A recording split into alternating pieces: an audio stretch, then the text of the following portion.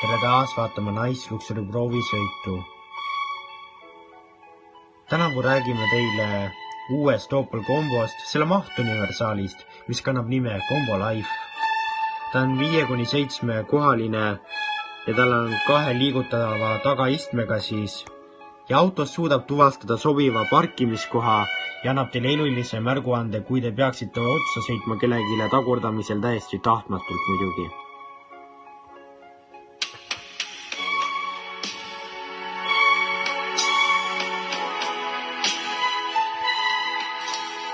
Teda on võimalik ühendada Android Auto või Apple CarPlay'ga ehk selliste moodsate ja toredate vidinatega ja tal on adaptiivne püsikiirushoidja, kiiruse piirangute tuvastussüsteem ja sõidureal püsimise abisüsteem, nii et kõik sellised vägagi vajalikud ja vägagi tuntud süsteemid juba autode ohutusvarustuse nimekirjas.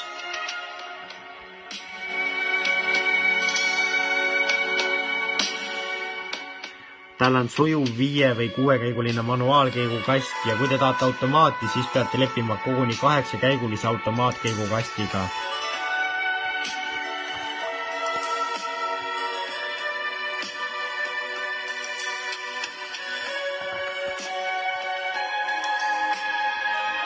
Tal on 180-kraadise lai nurgaga panoraam tahavaatekaamera, mis projekteerib 8-tollisele puuteekraanile.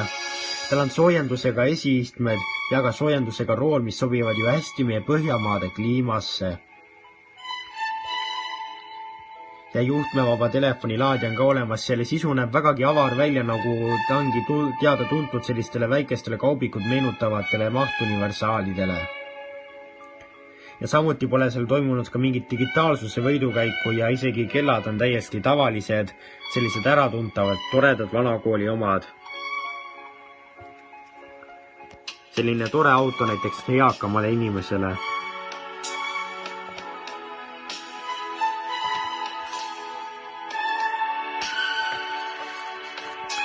Tal on veel Intel Grip, mis kohandab kehva teeoludega ja tal on 5 sõidurežiimi ja tal on diisel- ja bensiinimootorid ja esimene varustustase on Enjoy, mis algab 1,2 liitrise mootoriga, millel on 81 kilovatti ehk 110 hobujõudu ja selle hind on 18 500 eurot, mis on natukene kallis sellise väikese kaubiku meenutava mahtuniversaali kohta Kuid pole hullu midagi, siis on 1,5 liitrine 75 kilovatine 102 hobujõuline diiselmootor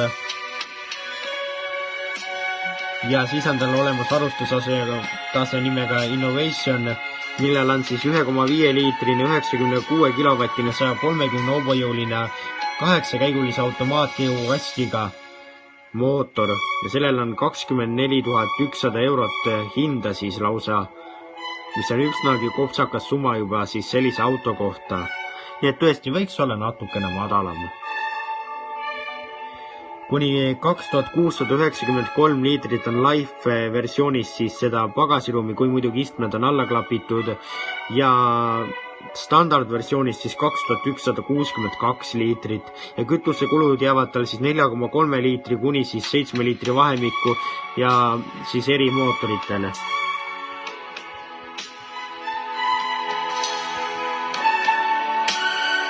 Selline on uus Opel Combo Life, vägagi hästi õnnestunud väike auto Opeli poolt.